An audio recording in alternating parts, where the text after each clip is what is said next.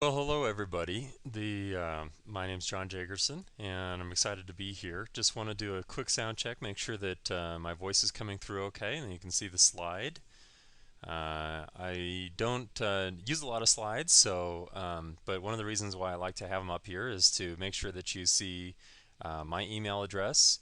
You are welcome to email me if you have any follow-up questions, and typically I do have a few slides, so typically I'm more than happy to share those with you if you want to email me. They're available, and I just send them right out. This one is pretty short because I'd like to spend most of the time on the charts. Now, excuse me, to preface this presentation a little bit, for those, some of you were attending this same presentation on Monday, we had some technical problems. So we think we've got those solved, and I am quite convinced. My system didn't tell me I was down, so I'm pretty sure I was talking to myself for about 10 or 15 minutes to a very quiet group. So I'm not sure where exactly we cut off. We're just going to do the whole thing again because we record these so that they're available for you to review at your convenience on FX Street. So it'll be recorded, but we're going to start from scratch. So if this is a little bit of a review for some of you, sorry. But otherwise, for those of you who are new, you get the whole thing. Now, so thanks everybody, by the way. It's always a pleasure to be here and presenting to such a great group. And let me introduce my topic today: stocks and FX traders. Now, I would, I, what I want to, I would love for you to take two things away from this presentation.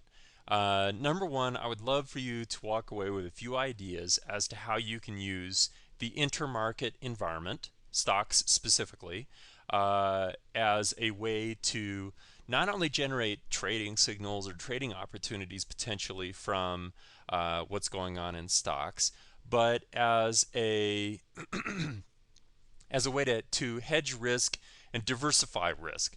So it's more often than not, the reason why I'm interested in the intermarket environment is not because I'm actually taking trading signals from one market to the other, although you definitely can, but it's because I'm invested in other markets. And I'm pretty passionate about that particular subject. And for those of you who have attended other presentations of mine, you know this. Diversification is really the only free lunch you get in any capital market. So it's one of the only benefits you get without a trade-off of giving up some potential profits.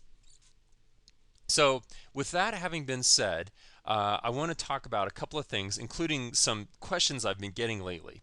Right now, I've got a list here that I'm going to get to in just a second. I got two questions shot to me right away as I was presenting about this subject before, and that was, well, when you say stocks, what exactly do you mean? And does that mean that I'm potentially investing in stocks or analyzing the stocks themselves or indexes or what have you? There are a number of ways that you can go about this, and here's a list of examples that I'm going to show you.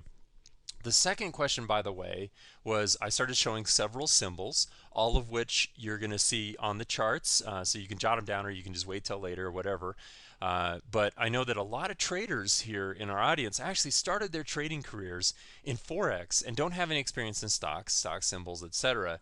So where to get those kinds of charts so you can look at the same information is a big question mark. Well, it's really easy.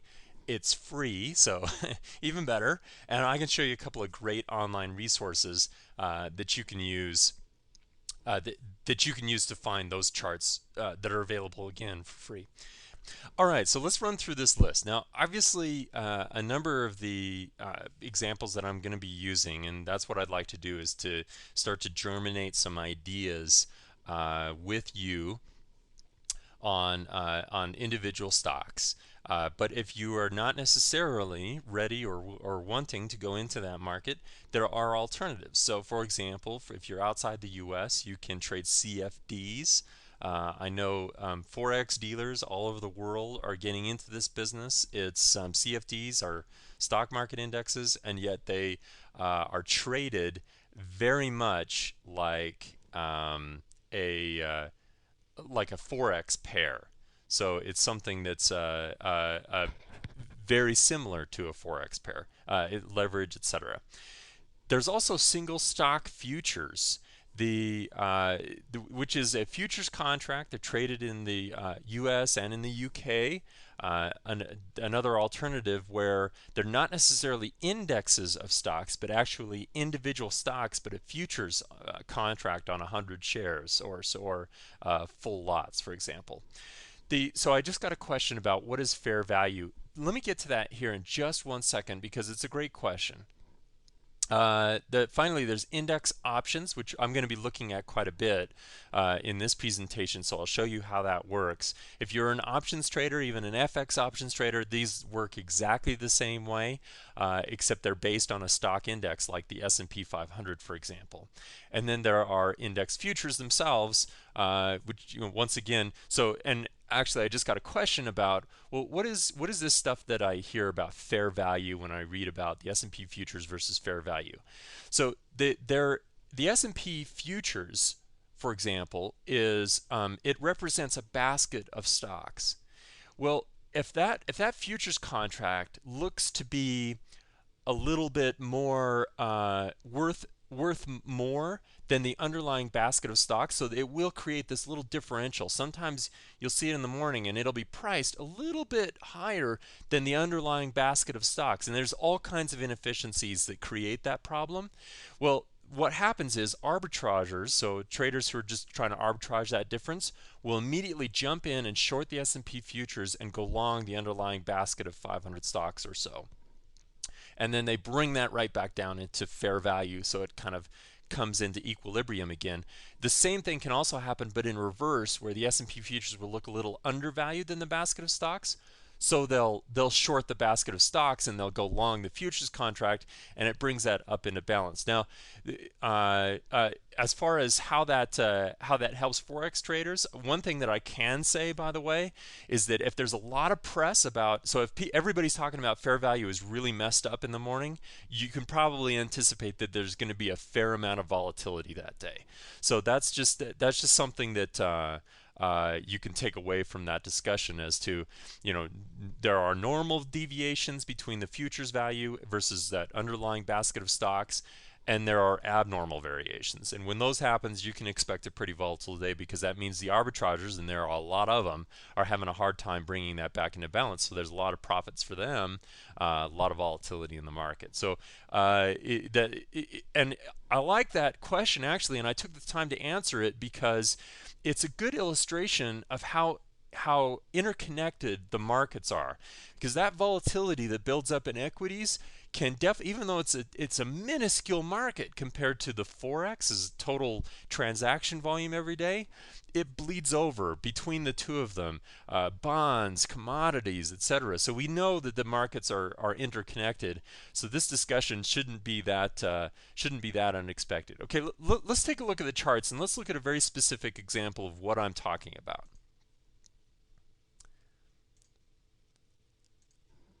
All right. All right, I just brought up the dollar yen. I'm going to switch that to the SPX. And can everybody see a chart here?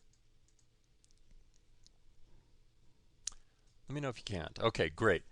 So this is the S&P 500 index, by the way. And there are a couple of ways you can actually invest directly in this. There are ETFs based on it. SPY is the symbol for that index, by the way, or that ETF, which you can buy with just like a regular stock. However, what we're going to be looking at, the SPX, this is the actual index itself. So it shows the kind of an indexed value of those 500 large cap stocks, mostly in the U.S. So, and all listed in the U.S. on U.S. exchanges. And now, the SPX, let me back up just a little bit, because and I'm getting a great question, by the way, as to what's up with the S&P and the pound yen. Well, I'm going to specifically talk about what's going on with the S&P versus the yen, because that has a lot of relevance here. the SPX as it represents equities, you have to keep in mind that most investments are kind of graded on this scale of high risk, high potential yield to low risk, low potential yield. So there's always this trade-off. Don't let anybody tell you different between yield and risk. And equities are considered a higher risk investment on that spectrum, certainly more higher risk than fixed income or something like that. So what happens here is that you can use the S&P 500 as a proxy for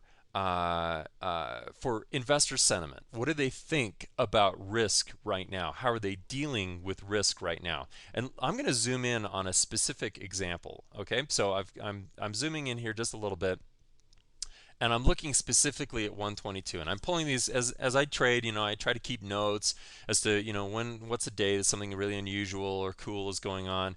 And this was one that was pretty awesome, where the market gapped down into the 120 122 January 22nd, and formed. I don't know that you could strictly define this as a hammer or even a doji, but it's clearly something like that, because what happened was the bears just beat down the market, and then it came all the way back up. The next day, it was confirmed with this big green candle that followed another big attempt by the bears to push the market down, and then the market started coming back up. Now, what does this mean, though, from an investor sentiment perspective? What it means is that traders are more willing to take on risk. Well, okay, so now separate yourself from, so by February, or I'm sorry, by January 23rd, it's pretty clear. We've got this little V reversal in formation here. Investors have given a very clear signal that they've had a change of heart, if you will. And we've got these candlestick patterns that are screaming at us that there's a fundamental change in sentiment out there. And the sentiment change is that traders are more willing to take on a little bit of risk. Well, so if you had that information in advance, let's say, so if you'd had that information a few days before, that investors were going to be more willing to take on higher risk assets, what is it you would have been doing in the forex? Well, I can tell you one of the first things that I would have been doing if I'd had that information in advance, and even having that information when we did have it, was definitely actionable. Let me zoom in a little bit. I'm going to take a look at the yen. So what happens is the yen is very sensitive to changes in equities, not because it's actually sensitive to changes in equities, but because it's sensitive to the same things that equities are sensitive to, investor sentiment. And specifically what causes that is that everybody knows that for years and years, traders and investors have been shorting the yen like crazy. Not only as a component of the carry trade, but just in general, it's helpful to borrow yen to buy higher yielding assets because of the low interest rate. So, this is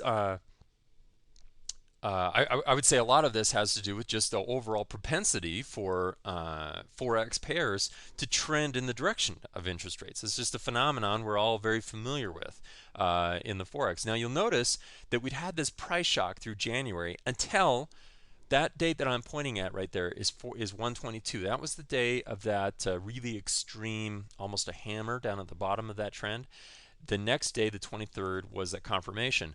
Now, what I want to do is pause for just a second and talk about what are we doing with this information? I mentioned at the start of the presentation that you can definitely, and I've given presentations on this, and I do this, and I know a lot of other traders do this, you can use this information to trigger trades. But I almost find it's more useful from the perspective of long-term traders. So long-term traders like myself are a lot more interested in the trend and in the stability of the trend.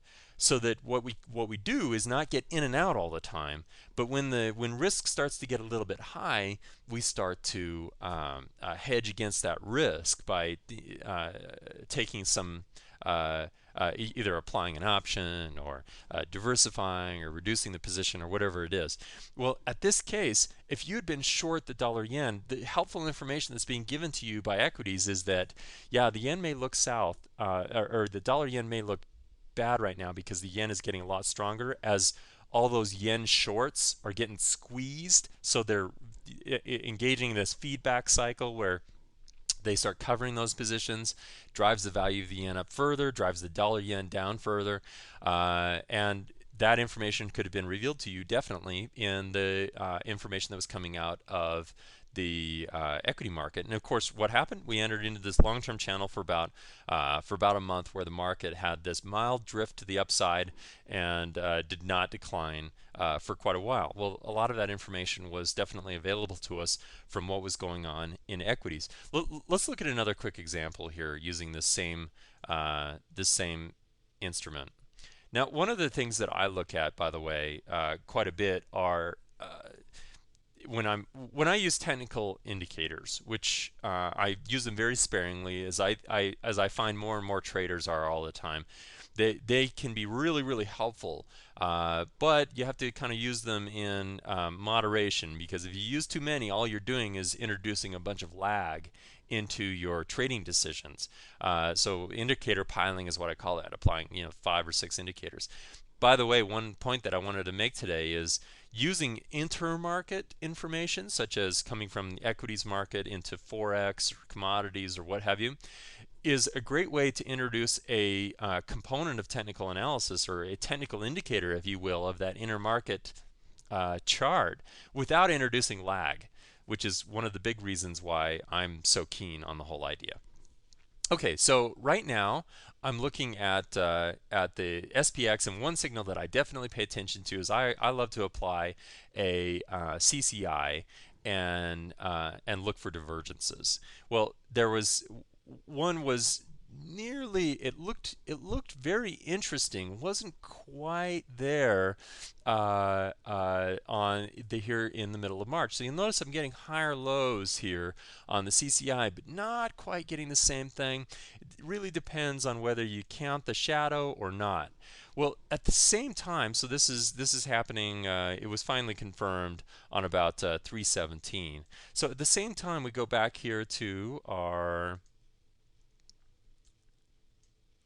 dollar yen, and we have a much more clear divergence. So now, why is this useful? It's useful because, and the reason why I included this as an illustration. So the same dates here. 317 was our confirmation, and the reason why it's useful is that this kind of analysis works backwards. So if you do buy into the idea that diversification across asset classes, meaning that I should be invested in the forex, I should also be invested in equities, and I can use that information across the market. Well, if you buy into that idea, this is very helpful then, because a very clear signal that was being delivered on the dollar yen was being was would have led you to take some action on the SPX or on your equity trades. So very useful information, largely, by the way. If you think forex traders don't pay much attention to equities, equity traders pay no attention to the forex, and they would have missed out on this very clear, very robust, and dramatic signal. So I just got a question: what does the SPX stand for? S&P Composite or S&P 500 or what? It's the S&P 500. So it's 500 large cap stocks, all listed in the U.S. So I hope that helps explain. And by the way, the reason why it's useful is because it's kind of a stand-in for the for equities in general, and it's a I actually look at it as a bit of a stand-in for economic performance in general. We all talk about economic news, etc., coming out of whatever economy, including the U.S. But I'll tell you, equities. The bad thing about those announcements are they all lag. They're all weeks or months old. But equities reflect the business or economic environment today. So they can be very useful, even just from the perspective of trying to analyze who's stronger than who should be looking better than who. So it's helpful information that doesn't introduce a bunch of lag. Okay, let's shift gears just a little bit, because there are a couple of things I want to show you relative to equity indexes that I think are very helpful. We talked about the fact that equities, or the SPX specifically, can be a stand-in for investor sentiment. Do they do they as investors are more willing to take on some risk, you'll see equities start to rise. As they become really nervous about risk, equities start to fall. And we use the SPX as a way to do that. However, there are different equity indexes, and equities kind of belong in the same gradient of high risk to low risk. And what I've just brought up here is the cubes, or the QQQQ. So for those of you who don't know what this is, it's an index of the Nasdaq. So the Nasdaq composite, if you will. And what you're looking at is, or I'm sorry, actually, is the Nasdaq 100. But you're largely going to be seeing exactly the same thing. What it is, and it's an ETF, by the way. You could actually buy this as a stock if you wanted to. But largely the NASDAQ compared to the SPX is made up of smaller cap stocks, so they're inherently going to be a little bit more volatile. There's a lot of tech stocks in there. There's a lot of growth stocks in there that are going to be very sensitive to economic change. So more sensitive even, and investor sentiment, more sensitive even than the SPX. And I'm actually bringing this up for a very specific purpose. So for example, you'll notice one of the things that I pay a lot of attention to from a technical pattern perspective are island reversals. Anybody use these? I'm a big gap analyzer. I love to look at gaps, which is a little bit of a frustrating thing about the spot market is that most dealers don't allow gaps to happen. But there's some, I've given a presentation on that before.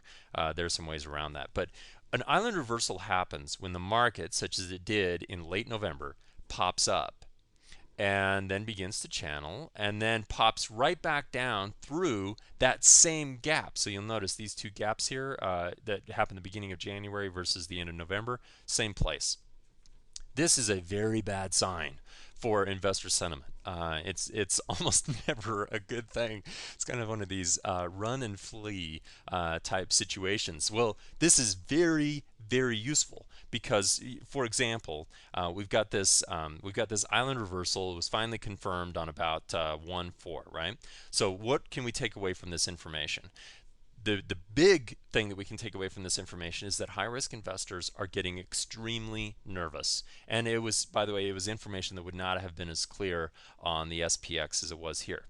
Well, what's another pair that that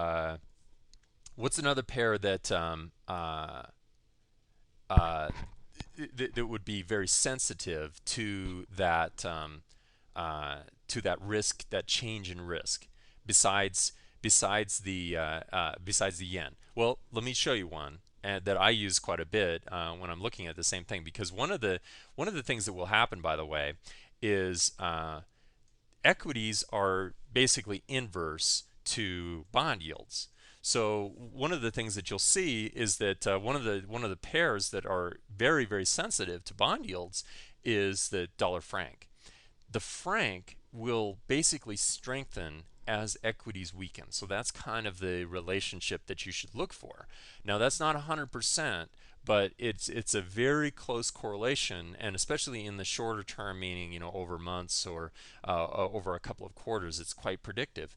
Well, at the same time that we were getting that island reversal that was occurring on the dollar franc, what was going on? So 1/4, and here is 1/1, 1/3, 1/4. The takeaway here is what we're getting is that at the time we didn't have any really clear signal. Is this trend going to continue? Maybe by this time a lot of us had gotten short the dollar franc. I don't know for sure, but maybe. But what was the real takeaway here? Well, the takeaway was that there was that the franc was going to continue to strengthen, and in fact it did, and we got a few hundred more pips on this trend, and subsequently a setup for a big decline here a little bit later. So it's a matter of taking very clear signals in one market, so that island reversal can't be more dramatic or more classic on the cubes compared to something that's a bit more ambiguous. So as a trend trader, you're looking at this information, you're saying, well, is the dollar franc likely to go any further, or is this kind of the end of the trend? So you're not missing out on that opportunity by exiting a little bit too early, and you're willing to take on a little bit more risk based on the information that you were seeing on the cubes. By the way, so just to look at this in reverse, I'm going to zoom in on another island reversal. So you see this down here in January. The market gaps down, The very next day, gaps up just about even with that same gap. So a similar idea here uh, uh, a uh, around a island reversal, in that at this point, this is where we may start, except in reverse, this is where we may start to reevaluate our trade. So we let it run for another few weeks, and now we're starting to get a little bit nervous about, is the risk for a turnaround a little bit greater on the dollar franc versus what we were seeing here earlier in January. So it's, leave the trade open and uncovered here, covered and hedged here. So it's where we're taking our signals for controlling our risk, as well as triggering an entry or even an exit. Okay, I'm going to shift gears just a little bit, but I'm going to stay on this theme of risk, if you will.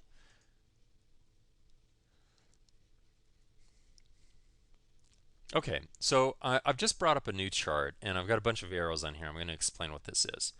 For those of you who don't know what this is the VIX, and in my opinion, so I'm going to type the symbol here in the chat box.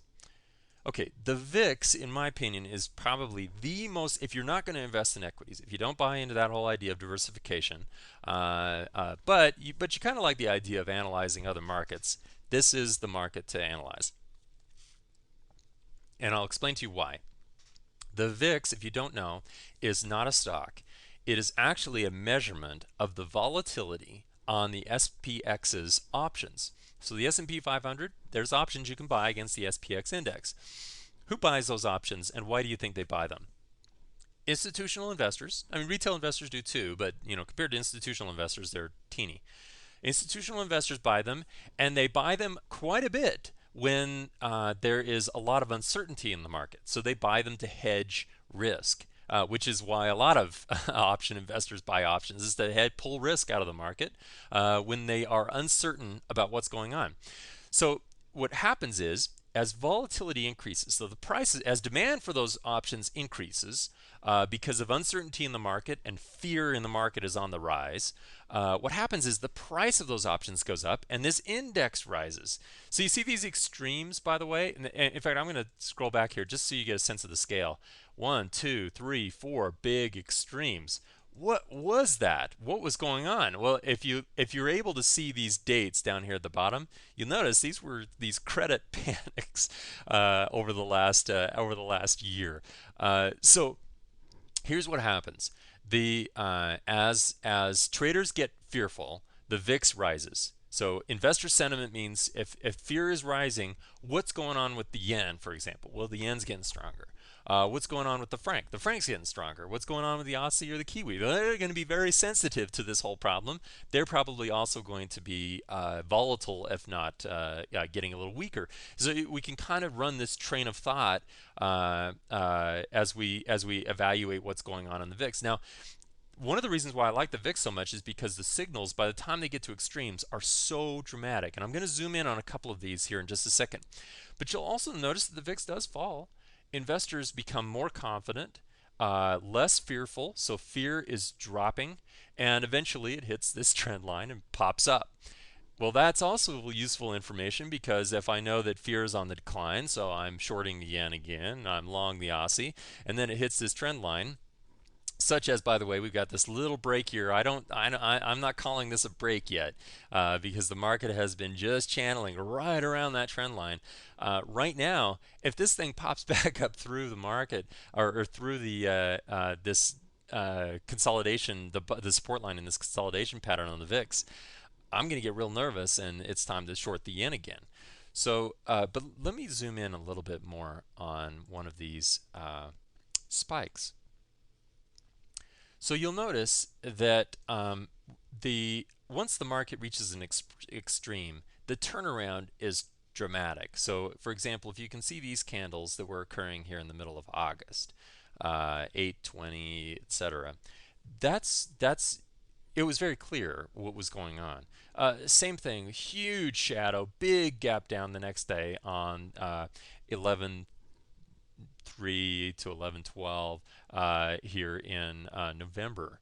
and then again seeing the same kinds of really dramatic movement, 123, the 318. Well, let's go take a look at exactly what are those dates.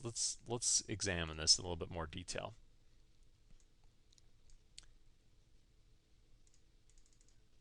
because we're all very interested in what's going on the on the yen right now, where we've got this little rally that we're in the middle of. But I'm getting a bit concerned about the stability of that trend because of where the or where the VIX is now. To illustrate this, however, let's take a look at if fear had reached an extreme and was likely to decline, then we start to look for what's happening on these on the in the forex. So as you can see, for example, uh, the March rally in the VIX was basically the bottom of the dollar yen. Same thing here in January, again in November. I mean, it pegged these things. The dramatic turnaround in the on the VIX were those exact dates on the dollar yen. And why am I so interested in it? It's only because the signal on the VIX was so clear and easy to see. It gave traders a heads up if there was a bit of uncertainty on what was going on in the yen, that fear was about to decline and there was a real big shift in investor sentiment. And by the way, if you go back and you look at that trend on the VIX and you look for those bounces up off the bottom support level, you'll see that they coincide with the absolute tops before each one of these credit panics. Now, and right now today, we're still not in the clear that we couldn't see another bounce on the VIX and hence and therefore another big decline on the yen. So it's one that I'm watching very closely right now. Let me see. There was one more that I wanted to talk about before my time ends, just to make uh, just to be able to expand our discussion beyond indexes. I'm going to bring up BP. So BP, which most of you know who this is the stock symbol, and it's an individual stock, not an index. BP is British Petroleum. And now I talk about this quite a bit, as British Petroleum is an interesting it's an interesting intermarket indicator to look at when you're looking at the pound. And there's interesting statistics such as I don't know if you knew this, but BP's market cap is 214 billion. Well, GDP in the UK is 1.93 trillion, so it's about 11% of GDP. Now that information is just interesting. It's not actually useful, but it does give you a view as to why would I want to care about this particular market. Well, it's kind of like a whole economy. If you care about the New Zealand or the Kiwi, you should probably care about stocks like this, because they can have they're as big and can have as much of an influence on the market as just about anything else. So, and you'll notice that the same kinds of things exist here. For example, I'm going to insert a little rectangle here. We had this big island reversal here that pops up in September, early October, and then we break down in January. Same kind of thing that we were looking at on the cubes compared to the dollar franc. So we get this movement and very, very bearish, which subsequently, as you can see, the market just crashed in BP. So this is useful from a couple of perspectives, and I also think that it's useful not only for analyzing what's likely to happen to the pound. So we would be forecasting some weakness on the pound. So for example, if we open up the pound here, we can see January. So we get continued weakness through January. Again, just information that says, well, shoot, if this big of a component in the UK is going to be struggling, what's likely to happen in the pound, despite the fact that at the time the dollar was on an unbelievable weak run. So it's useful information. Clearly, I would also suggest that you could use that same information, BP for example, not just married to what's going on in the pound, but on things like the Norwegian krona. So for those of you who trade some of the exotics, the Norwegian krona is very sensitive to oil prices, and so that can be extremely helpful information. As is one other one that I wanted to show you is the OIX. If you are trying to expand your analysis beyond just BP, you could look at the OIX as an index, not of the stock market like the cubes or the SPX is, but as an index of a particular sector of the market, and very good at kind of bridging the gap between equities, because these are oil stocks and commodities. So it's not necessarily oil, it's oil stocks. Very useful information, because this is going to translate much more efficiently into a cleaner signal into the forex, meaning that if I see that the market is breaking up above resistance here at 414, for example, on the oil stocks are performing really, really well. Well, that's going to translate much easier into economic benefit for currencies that are sensitive to oil. The oil industry in general, than just oil prices alone, as we all know by looking at like oil and the CAD. So just pure oil prices versus the CAD, or I mentioned just a minute ago the Norwegian. I've got the wrong one there.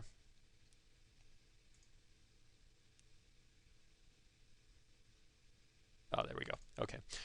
Or the Norwegian kroner here. So we got 4-4, and sure enough, an opportunity to break down from this out of this consolidation, where we moved another several hundred pips to the downside.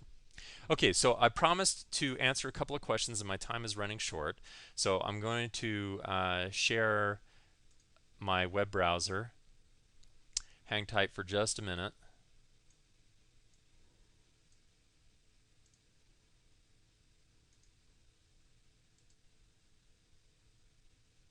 You should be able to see my web browser.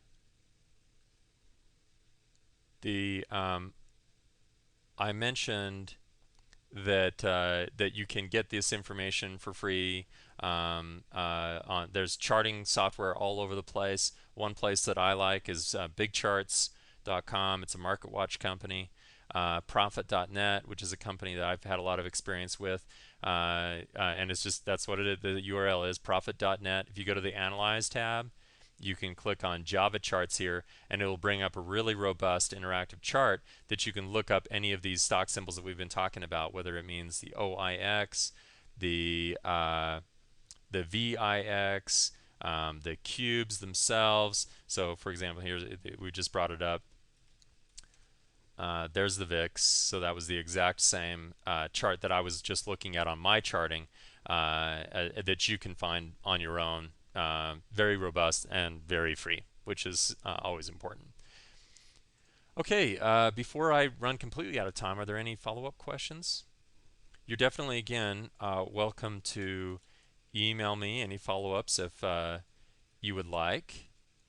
And additionally, this presentation is being recorded, so you will have access to that on fxstreet.com. Normally we render them about the same day and then get it over to them within a couple of days, so should be available shortly. Harley, I can put oil on the CAD and the CAD on the chart together simultaneously. I don't have time to go into that right now, but I actually think that's a really good idea. I know a lot of people prepare layouts on their charts or in their charting packages that will just automatically compare some of these intermarket relationships. One comment I would make, by the way, is if you're looking at oil in the CAD, very useful comparison. I think it's largely one of the big reasons why we didn't see more weakness on the CAD yesterday. But there are other markets that I would not marry oil to the CAD alone.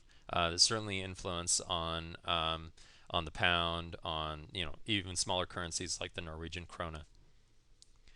So bonds and the franc are related because it all has to do with flow of capital. So what you get is when bonds are becoming more valuable, it's generally, or I'm sorry, when bond yields are rising, it's typically because you're seeing this flow out of safer investments to weaker ones, and that's going to be bad for the franc.